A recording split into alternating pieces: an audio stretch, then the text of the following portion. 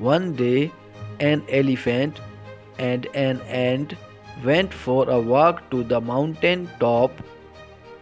The elephant was boasting about his weight. He said to the ant, "If I were to fall on you, you would die." Suddenly, the earth shook and the ground beneath them moved away. Both of them fell off the mountain.